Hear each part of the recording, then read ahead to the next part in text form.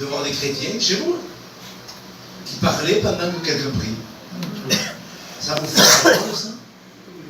Si le Seigneur lui-même parlait au milieu de vous, vous vous lèveriez, vous parleriez? Non, vous l'écouteriez.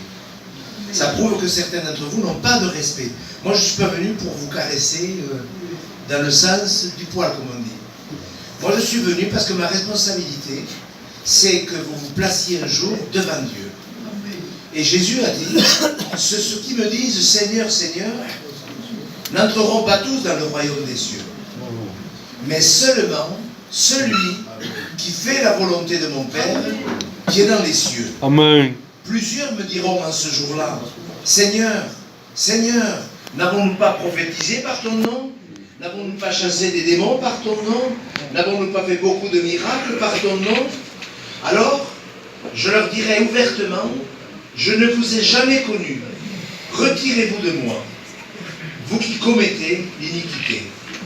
C'est pourquoi, quiconque entendra ces paroles que je dis et les met en pratique, sera semblable à un homme prudent qui a bâti sa maison sur le roc. La pluie est tombée, les torrents sont venus, les vents ont soufflé et se sont jetés contre cette maison. Elle n'est pas tombée, parce qu'elle était fondée sur le roc.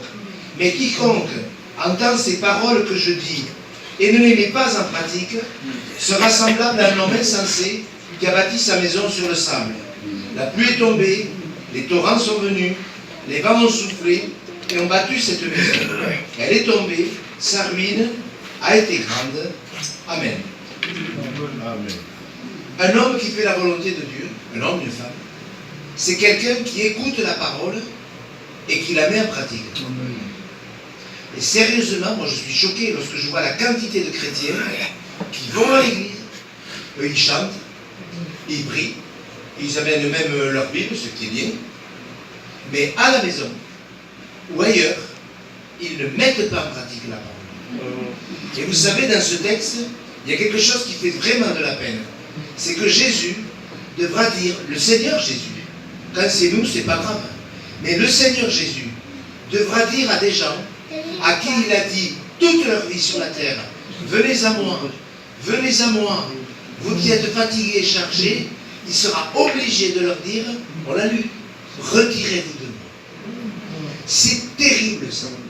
Dieu, dans sa bonté, à cause de son œuvre calvaire, qui dit à toute notre vie, venez à moi, venez, vous tous, qui êtes fatigués, parce que quand même la volonté de Dieu, c'est que l'on soit dans le repos. Le fait d'écouter ces paroles, c'est pour que vous soyez dans le repos. Votre pasteur Ismaël m'a demandé, tiens, vous pourriez, dans le thème du séminaire, mettre la marche chrétienne. La marche chrétienne, pardon. Mais la marche chrétienne, c'est quoi? Mais c'est le repos. Ça commence par le repos.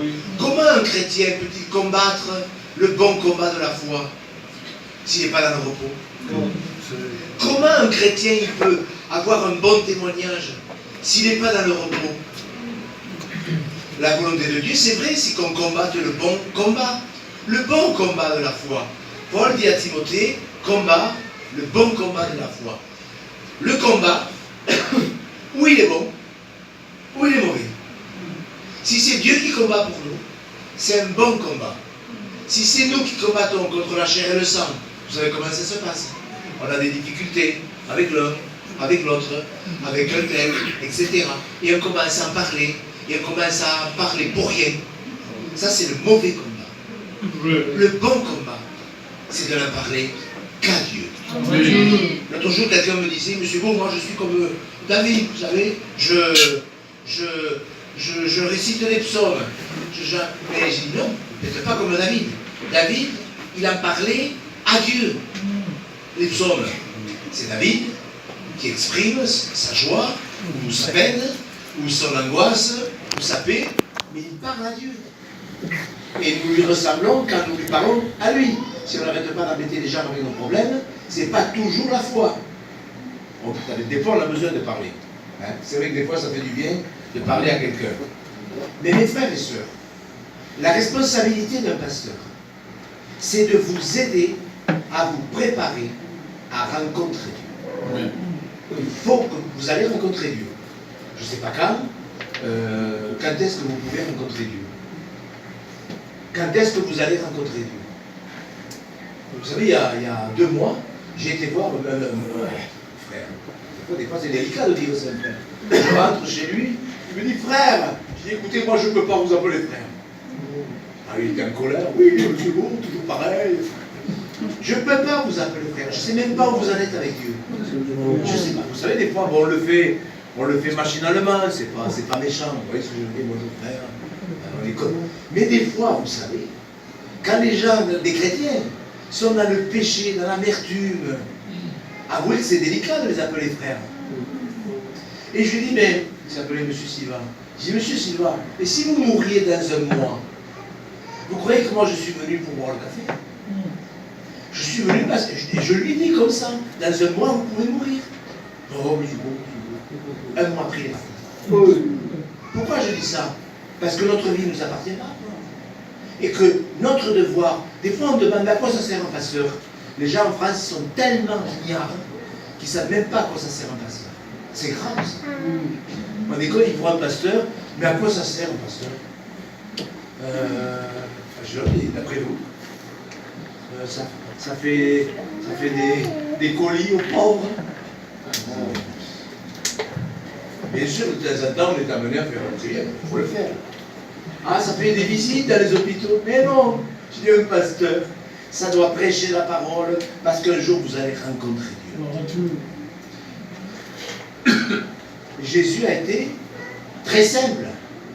Il dit, voilà, ce ne sont pas ceux qui disent Seigneur, Seigneur, qui entreront dans le royaume des cieux. Pardon. Mais celui qui met sa parole en pratique. Vous avez vu ce qu'il dit? Plusieurs me diront, mais on a fait ceci en ton nom. On a prié et des gens ont été guéris. Non, retirez-vous de moi, vous tous qui commettez l'iniquité. Alors béni soit Dieu, car quand Dieu exauce la prière, quand on impose les mains aux malades et que les malades sont guéris, d'ailleurs on peut terminer la réunion en faisant un acte de foi pour quelqu'un qui est malade, pour une personne qui est ici, ou pour une personne qui est à la maison. Est-ce qu'on peut prier pour quelqu'un qui n'est pas ici? Mais bien sûr, la prière, ça atteint tous les endroits de la terre. Mais mes frères et sœurs, vous qui faites partie de cette église, vous qui venez à l'église, pourquoi vous venez à l'église? Est-ce que vous venez par habitude? Est-ce que vous venez parce que vous aimez Jésus? Est-ce que vous aimez parce que vous voulez devenir un bon témoin? Jésus a dit, vous serez mes témoins. Est-ce que vous rendez un bon témoignage? Parce que ça, quand même, c'est un indicateur, ça. Le témoignage. Franchement. Jésus a dit, il n'a pas dit, vous serez des convertisseurs. On ne peut pas convertir quelqu'un. On aimerait nous convertir les gens. Aller se croire, je ne sais pas quoi. On aimerait, non, en donnant de l'argent. On ne peut pas convertir quelqu'un. Mais on peut être un bon témoin. Et ça, c'est un indicateur. Quelqu'un qui rend un bon témoignage. Et vous, même si vous n'êtes pas converti depuis longtemps, à plus forte raison si vous êtes converti depuis longtemps, nous devrions avoir tous ce désir pour plaire à Dieu de rendre un bon témoignage. Hier soir à l'église où je suis, je prêchais sur le prophète âgé. Dans le prophète âgé, ils ne vont pas bien, tout ça, et Dieu leur dit, mais construisez ma maison. Et il dit à un moment donné, mais bâtissez ma maison. Il parle de l'église, des pierres vivantes pour nous. Il dit, bâtissez ma maison et j'en aurai de la joie. Vous vous rendez compte, on peut procurer à notre Seigneur de la joie. C'est magnifique quand même, c'est difficile à comprendre, mais on peut faire plaisir à Dieu. Et dans ce quartier de Perpignan, là où vous êtes né dans ce peuple, vous êtes né dans ce peuple de Gita, je ne sais pas si c'est des Gita espagnols, des Gita... Mais on s'en fiche, moi je m'en fiche. Vous êtes des êtres humains que Dieu a créés dans le sein de votre mère. Et Dieu, il veut que vous accueillir dans le ciel. Vous vous rendez compte si on chante toute notre vie avec... C'est un beau ces cœurs. Hein? C'est magnifique ce qui nous attend dans le ciel. Vous vous rendez compte d'avoir chanté ça sur la terre et voir les portes du ciel fermées? Parce qu'on n'aura pas été sérieux. Donc, Jésus le dit, ce ne sont pas ceux qui disent Seigneur, Seigneur, ceux qui chantent Seigneur, Seigneur, ceux qui prient, ceux qui vont à l'église, ceux qui prêchent. C'est pas parce qu'on prêche qu'on est sauvé. C'est pas parce qu'on prie qu'on est sauvé. D'ailleurs, Jésus le dit très bien. On a fait des miracles dans ton nom. Retirez-vous de moi. Moi, quand la première fois que j'ai lu ça, j'ai dit, qu'est-ce que ça veut dire? C'est vrai que la première fois que vous lisez ça, vous dites, attends, il y a un truc, je ne comprends pas. Le gars, il a posé les mains, il a prophétisé, et il se voit l'entrée du royaume fermée. Et puis je me suis dit, mais c'est vrai, pasteur, qu'un ancien, un candidat, il va prier pour être malade. Imaginons, je suis dans le péché, je ne le savais pas, mais je fais mon boulot de pasteur. On me demande d'aller prier pour une dame qui est malade, ou sa fille est malade. Je vais aller prier au nom de Jésus, vous comprenez bien. Je vais prier, imaginez, vous me dites, monsieur Go, venez prier pour ma fille, ou pour maman, elle est malade. Je vais aller, je vais faire mon travail, et je vais prier, et bien sûr, je vais demander, Seigneur Jésus, même si je suis dans le péché, Seigneur Jésus, pose ta main sur cette femme, en ton nom, sur les meurtrissures du calvaire, etc. Et Dieu va honorer la foi, la vôtre, ou la foi de cette femme qui prie. Dieu ne va pas honorer la mienne. Dieu va honorer son nom. Comprenez? Parce qu'on a évoqué le nom de Jésus. Mais moi, je suis en dehors des clous. Est-ce que vous comprenez? C'est pour ça qu'il ne faut pas se fier à ce que l'on fait. C'est bien de chanter, c'est bien de jouer de la musique, c'est bien de prêcher, il faut faire ce que Dieu nous demande. Et il faut le faire de tout son cœur. Mais Dieu est catégorique. Celui qui est sauvé, c'est celui qui écoute la parole et qui la met en pratique. Dieu attend des actes, pas des paroles. C'est comme quand on dit à quelqu'un, un homme qui dira à sa femme je t'aime, ça ne sert à rien. Il faut le faire, je le fais. Mais il ne faut pas lui dire je t'aime. Il faut lui montrer son amour. Et Dieu n'attend pas, bien sûr qu'on peut dire à Jésus je t'aime. Je t'aime, c'est vous avez chanté en espagnol, en français, vous avez chanté. Vous chantez, je ne sais pas comment vous faites, moi si je chante comme vous, je ne peux plus prêcher. J'ai les cordes vocales cassées. Tellement vous chantez haut. C'est bien ça, c'est un défaut, c'est bien. Mais mes frères et sœurs, c'est bon d'avoir une petite assemblée où on se retrouve, où on se prêche la parole, où on se retrouve avec des frères, avec des sœurs, où on se retrouve, on prie, on travaille. Demain, peut-être que vous allez offrir un évangile à quelqu'un. C'est bon de servir Dieu. Mais franchement, est-ce que vous savez où vous en êtes avec le Seigneur? Est-ce que vous dites, oui, je mets en pratique la parole, j'obéis. Le Seigneur, il me demande quelque chose, je le fais. Le Seigneur, il me montre, oula, ça c'est un obstacle à la prière. Ah, mais je vais le faire. Je ne sais pas comment vous lisez, parce que des fois on me dit, il y a des gitans qui ne savent pas lire. Est-ce que vous savez lire? Amen. Est-ce que vous les sœurs, est-ce que vous lisez les recettes sur marmiton.com? Est-ce que vous les lisez les recettes? Non? Vous ne les lisez pas? Est-ce que pour faire un bon poulet au curry, je ne sais rien. La mission de lire, on lit. Mes frères et sœurs, le Seigneur, il va bientôt revenir. Est-ce que vous le savez? Jésus va venir chercher les siens, tous les siens. C'est une puissance incroyable. En un instant, les morts en Christ, vous vous rendez compte de la puissance du Seigneur? En un instant, en un clin d'œil, les morts en Christ, qui sont enterrés n'importe où, partout sur la terre, vont retrouver leur corps. Il est dit que le corps, comment il est écrit, le corps mortel revêtira l'immortalité. Et le corps corruptible dans lequel nous sommes revêtira l'incorruptibilité. En un instant. Vous vous rendez compte, si Jésus revenait à l'instant même, si vous n'êtes pas prêt, le désarroi dans lequel vous seriez, la misère dans laquelle vous vous trouveriez, surtout que vous avez dû entendre qu'après l'enlèvement de l'Église, il y aura la colère de Dieu qui va venir sur la terre. Des moments terribles, les gens disent, quand il y a eu les attentats du Bataclan, vous savez, il y a eu, je ne sais pas combien, une centaine de morts. Il y avait un spécialiste du terrorisme qui avait été invité aux informations, et il y avait le journaliste qui lui posait la question, monsieur le spécialiste du terrorisme, est-ce que vous pensez qu'on a atteint l'apogée de la violence en France? Et le gars il a dit oui, on ne peut pas aller plus loin, Je me suis pensé, si tu avais lu l'Apocalypse, tu dis pareil, tu répondrais pas pareil. Parce qu'après l'enlèvement de l'Église, lorsque la colère de Dieu va s'abattre, qu'il n'y aura pas cette grâce qui nous permet ce soir d'obtenir ce pardon, d'obtenir cette paix. Mes frères et sœurs, le Seigneur, il va revenir. Il faut que tous nous soyons sérieux avec Dieu. Amen. Vous avez envie d'entendre 3. Parce que nous allons passer devant notre Dieu. Qu'est-ce que vous voulez entendre? Entre, bon et fidèle servante. Entre, bon et fidèle serviteur. Entre dans la joie de ton maître. Tu as été fidèle. Un peu de choses. Reçois ceci ou reçois cela. Les récompenses, c'est pas toujours clair dans la Bible. C'est pas grave. Mais il y en aura. Vous n'avez pas envie d'attendre? Entre ma fille.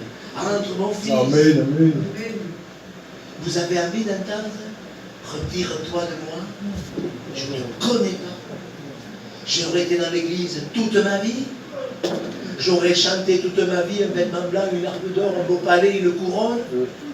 Et je n'aurais pas pris je n'aurais pas été sérieux avec la parole. Dieu ne veut pas des chansons. Il faut chanter, c'est biblique. Mais à un moment donné, il dit, je hais vos cantiques. C'est écrit ça ou c'est pas écrit? Il dit, je ne supporte pas vos offrandes, je ne supporte pas vos cultes. C'est écrit, c'est pas moi qui l'invente, je le dis, je n'oserais pas le dire.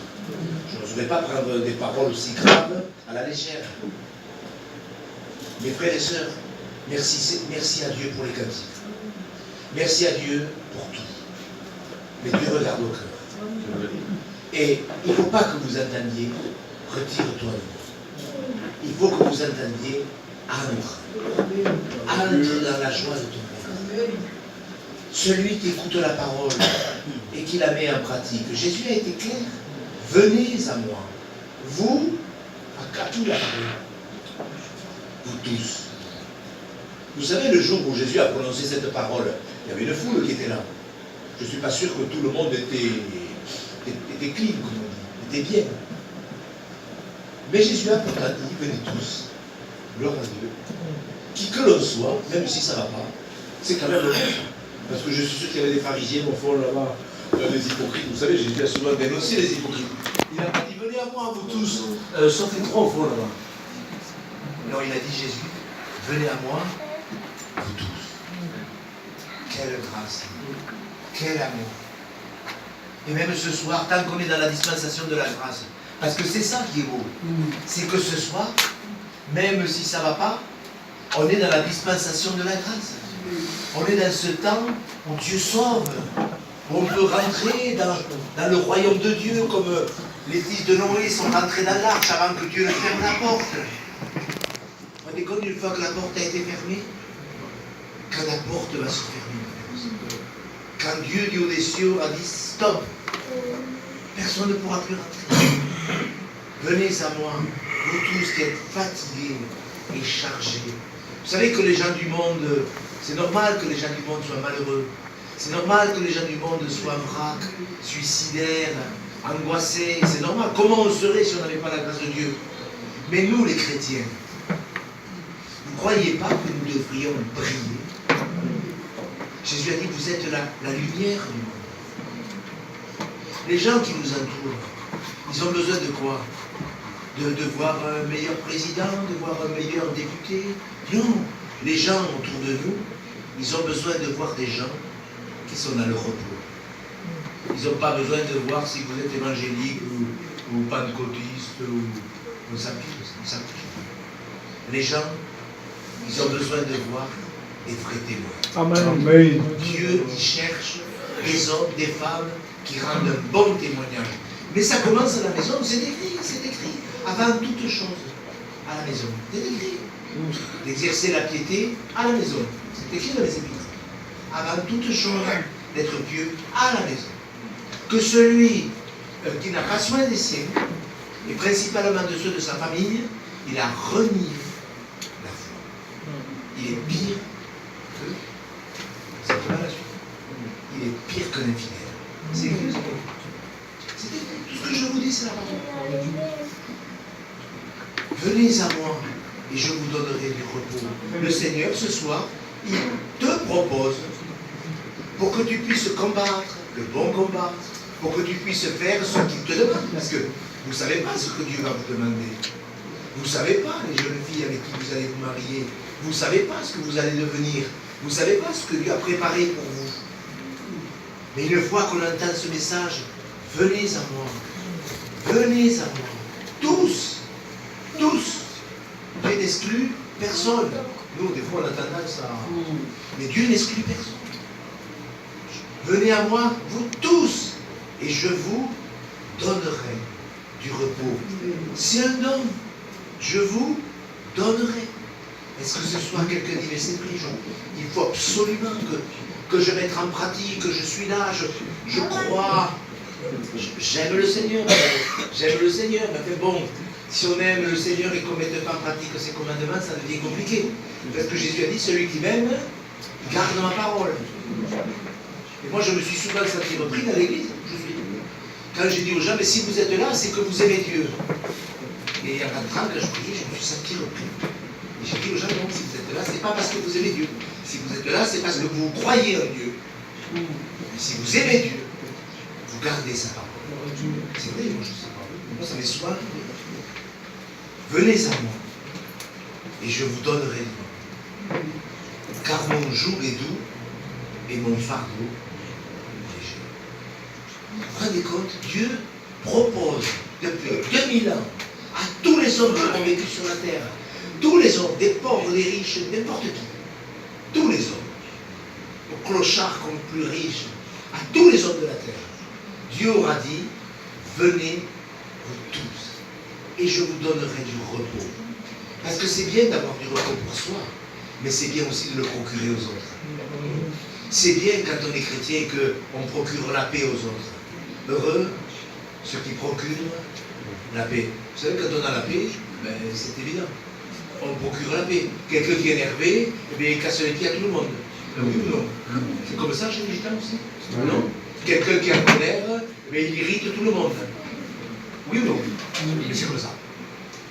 C'est de l'abondance du cœur que la bouche parle. Donc il faut absolument que nous puissions dire, mais je veux ce repos. Et on le voit dans Isaïe, Dieu a dit, mais c'est dans le calme et la confiance que sera votre force. Vous connaissez la suite? Qui c'est qui connaît la suite? Dieu agira. C'est dans le calme et la confiance que sera votre force. Et la suite c'est, et vous ne l'avez pas voulu. Avouez que ça fait de la peine. Dieu dit, voilà, vous voulez être fort, vous voulez être dans la grâce, vous voulez être dans la confiance, et vous ne l'avez pas voulu. Pourquoi? Parce que quand Jésus dit, venez à moi, il rajoute, recevez mes instructions. C'est une chose de venir à Jésus-Christ, de s'approcher de lui. Ça n'est une autre de recevoir ses instructions. Je ne sais pas, vous n'avez pas votre Bible, mais dans Matthieu 11, 28, 29 et 30, il le dit, venez à moi, recevez mes instructions. Les frères et sœurs, nous devrions nous appliquer à recevoir les instructions. C'est magnifique quand on est dans le calme et la confiance. Dans les problèmes. Vous savez, il y a 6 ans, j'avais demandé à Dieu, parce que bon, j'ai des responsabilités, tout ça, et je voulais faire des progrès, vraiment. Parce que bon, c'est important de faire des progrès. Tout le monde veut faire des progrès. Et de temps en temps, je l'ai fait 2 fois dans ma vie, ça m'a coûté très cher. J'ai dit à Dieu, Seigneur, tu vois, prise-moi. Je savais que Dieu m'entendait. Et j'ai fait un AVC. Un AVC vitalamique avec un infarctus.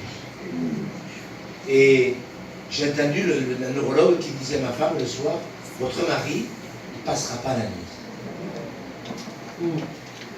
J'étais là, je ne pouvais plus parler, j'étais paralysé, j'étais aveugle. Et moi dans mon cœur, j'ai dit, tu vois Seigneur, merci. Et je demande Dieu, vous savez, je ne vais pas exagérer. J'ai dit, Seigneur, tu me préviens que tu me prends. J'étais dans le repos. Je vous, Dieu m'est témoin que j'étais heureux. Je me suis dit, tu t'en vas, et Dieu t'a prévenu. Bon, ça n'a pas marché. Mais mes frères et sœurs, pourquoi je vous dis ça? Parce que c'est quand même merveilleux d'être dans le repos. Et Dieu le propose, je vous donnerai du repos. Recevez mes instructions et vous trouverez le repos. Si vous ne lisez pas la Bible, vous pouvez dire ce que vous voulez. Si vous ne lisez pas la parole de Dieu, si vous attendez tout de votre pasteur aux réunions, vous faites une grosse erreur. Il vous faut lire la parole de Dieu. Mes frères et sœurs, moi je vous le dis, Ismaël m'a invité, c'est sa faute si je vous parle comme ça. Mais si vous ne lisez pas la parole de Dieu, vous ne recevrez pas les instructions. Il faut recevoir les instructions. Tiens, qu'est-ce que Dieu veut me dire aujourd'hui? Donne-moi le pain quotidien. Seigneur, quelles sont les instructions? Comment je dois me comporter devant tel problème, devant telle difficulté? Enseigne-moi sur le repos de la foi. Je veux le combattre, le bon combat de la foi. Moi, je suis peiné quand je vois les chrétiens qui sont tout le temps énervés, tout le temps en train de se disputer avec l'un ou l'autre. C'est ça le repos? C'est ça le repos dont parlait notre Seigneur Jésus? Non, ça c'est pas le repos. Ça c'est le comportement du monde, des gens qui ne mettent pas la parole de Dieu en pratique. Je vous montrerai, dit Jésus, à quoi ressemble un homme qui a bâti sur le roc. Il écoute la parole et il la met en pratique. Et je crois que ça vaut la peine de prier jusqu'à ce que nous puissions rentrer dans le repos. Moi je vous assure, mes frères et sœurs, nous devrions tous recommencer à lire les évangiles et dire, tiens, quelles sont les instructions? Montre-moi, Seigneur, montre-moi les instructions. Heureux serez-vous lorsqu'on se moquera de vous à cause de moi, dit Jésus. Vous aimez qu'on se moque de vous parce que vous êtes chrétien? Ça arrive, ça. Oui ou non? Vous savez, quand je me suis converti, je travaillais dans une boîte de nuit. Je ne suis pas allé dans un foyer chrétien, j'étais dans un foyer plein de ténèbres. Et un jour, on m'a parlé de Jésus. On m'a dit, tu sais, le Seigneur Jésus qui est mort sur la croix, c'est Dieu, incarné. Oh, ça va. Je dis, comment ça? Oui, tu sais, Jésus-Christ, c'est Dieu qui est venu en chair. L'histoire de la Vierge Marie qui a inventé le Christ, c'est vrai. Mais moi j'ai été pétrifié, j'ai dit c'est pas possible. Si c'est vrai, tu peux rien faire. Tu ne peux pas combattre contre quelque chose d'aussi puissant. Et j'ai été convaincu de péché. Je travaillais un mois de nuit et je me suis mis à boire parce que ça me tourmentait cette affaire de crucifixion. Et je me suis mis à boire et plus je buvais, plus j'étais convaincu du péché. C'était un truc de fou. Et quand je me suis converti un mardi soir. Le jeudi, on avait une réunion de travail avec la boîte de nuit, tout ça, vous savez, pour les employés. Et le téléphone a sonné. Le téléphone a sonné, la patronne, elle me dit, Gérard, si c'est pour moi, tu dis que je ne suis pas là. Et moi, je prends le téléphone, et j'ai dit, elle est là. Parce que j'avais lu les 10 commandements. Tu ne mentiras pas. Et j'ai dit, c'est pour vous, elle est là. Elle était folle. Elle était folle, puis elle raccroche, je me dis, mais qu'est-ce qui t'a pris? Et je lui dis, mais la prochaine fois que tu fais ça, je te vire. Mais tu pourras, j'ai dit, vous pourrez me virer, je ne mentirai plus jamais de ma vie, je suis devenu chrétien. Ils se sont tous moqués de moi. 6 mois après, la moitié du personnel était chrétien. Et la boîte de nuit a fermé. Pourquoi je vous dis ça? Parce que j'avais lu, un chrétien m'avait dit, monsieur Beau, il vous faut lire le sermon sur la montagne. Et j'ai lu le sermon sur la montagne. J'avais jamais ouvert la Bible, je ne savais même pas qu'il y avait 2 testaments pour vous dire. Et j'ai lu, heureux serez-vous lorsque ceci, lorsque cela. Heureux les miséricordieux, car ils obtiendront miséricorde. Heureux ceux qui ont le cœur, car ils verront Dieu. Heureux serez-vous lorsqu'on se moquera de vous. Lorsqu'on se moquera de vous.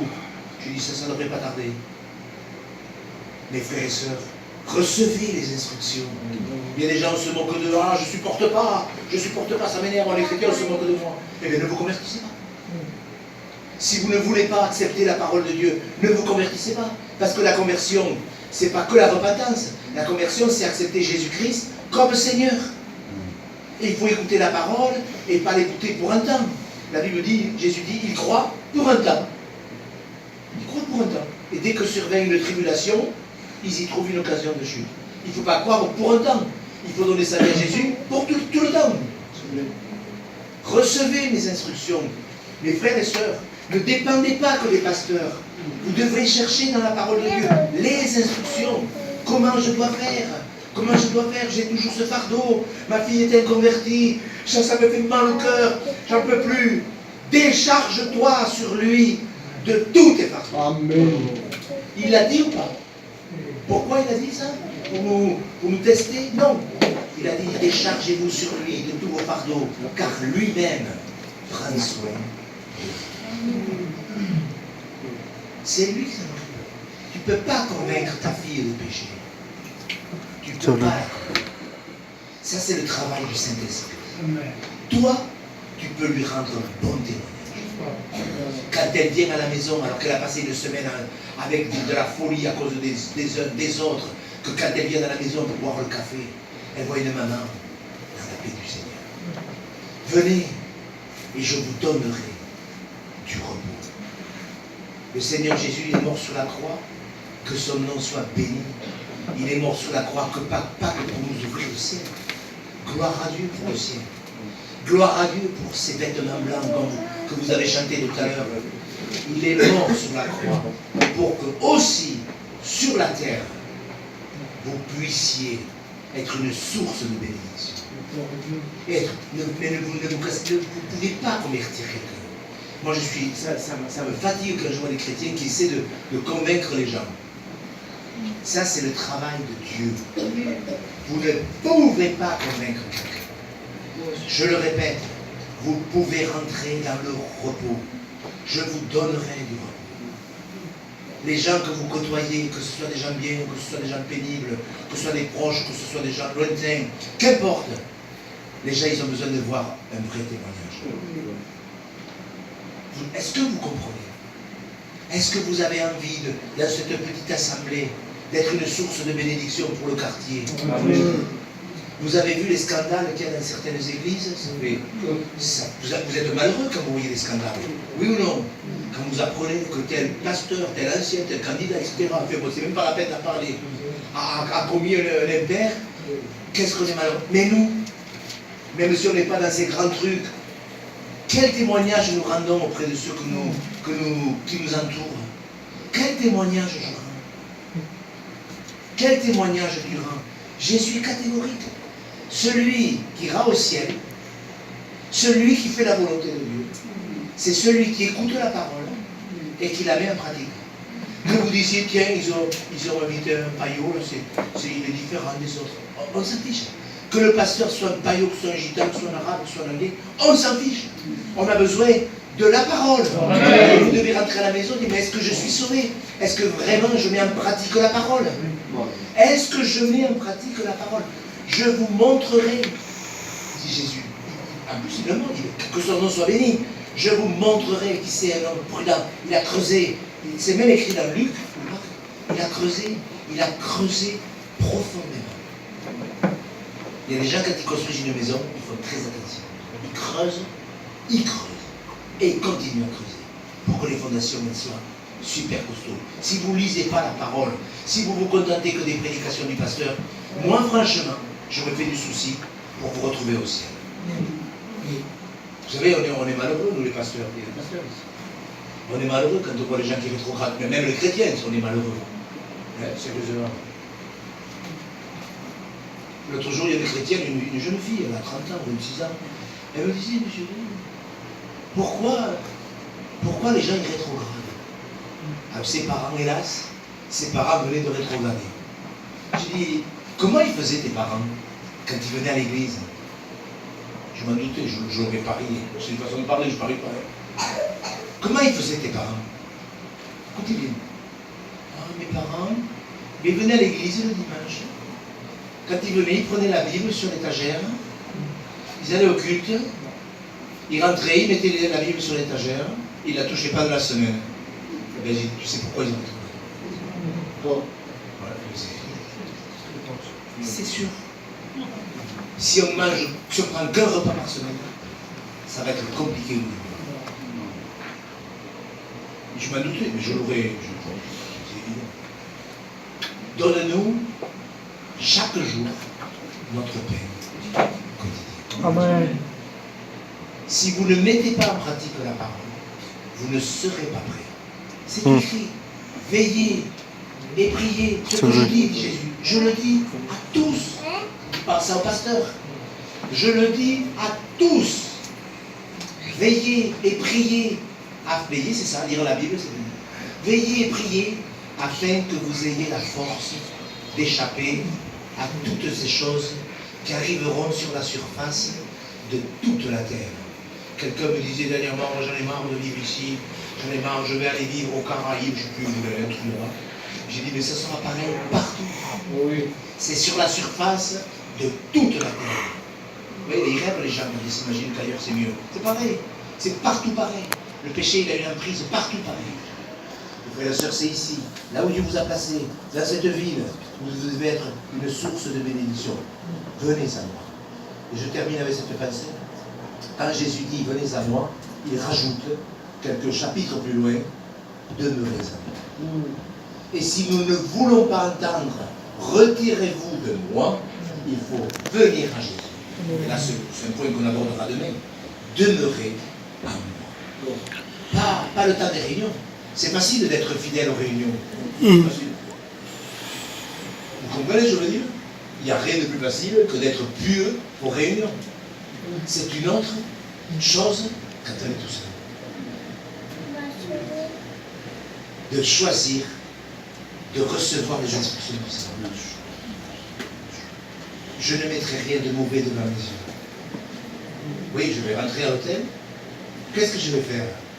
Qu'est-ce que je vais faire? Soyons mais vachement pratiques. Qu'est-ce que je vais faire? Je vais lire la Bible ou je vais regarder des cochonneries à la télé?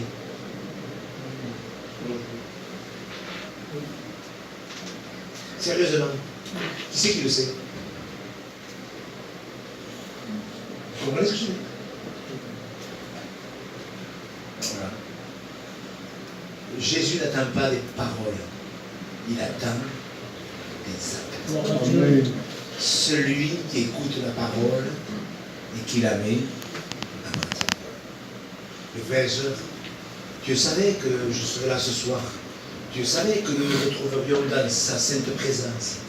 Est-ce que nous voulons, frères et sœurs, aller au ciel? Vous voulez être prêts? Vous voulez être aux noces de l'agneau? Pas des comme j'ai dit, voilà l'enfer. L'enfer, moi je veux même pas ça. L'enfer pour 1 million d'années ou 1 milliard d'années, moi ça ne me gênerait pas. Mais l'enfer, pour l'éternité, moi ça me dérange. Alors, par contre, le paradis pour l'éternité, moi ça m'intéresse. Est-ce que ça vous intéresse? Amen. Mes frères et sœurs, soyons sérieux. Le pasteur qui m'a formé, quand le premier conseil qu'il m'a donné, il m'a dit écoute, sois sérieux et ne te prends pas au sérieux. J'ai trouvé ça bien. Et c'est vrai qu'il faut être sérieux. Pas à l'église, partout. Amen. Alléluia. On lui demande sa grâce. Tu fais ça pour mettre en pratique. On va rentrer à la maison. On va rentrer dans ça. Peut-être que vous êtes seul dans votre chambre. Mais vous savez, avec tous ces moyens médias, ces téléphones, ces télés, c'est un poison tout ça. C'est un poison. C'est un poison. Le diable utilise ça pour détruire les gens. Alors, débarrassons-nous de ces mauvaises choses pour aimer la sainteté. Gloire à Dieu. Oui, que le nom du Seigneur Amen. soit Amen. sanctifié. Notre Père,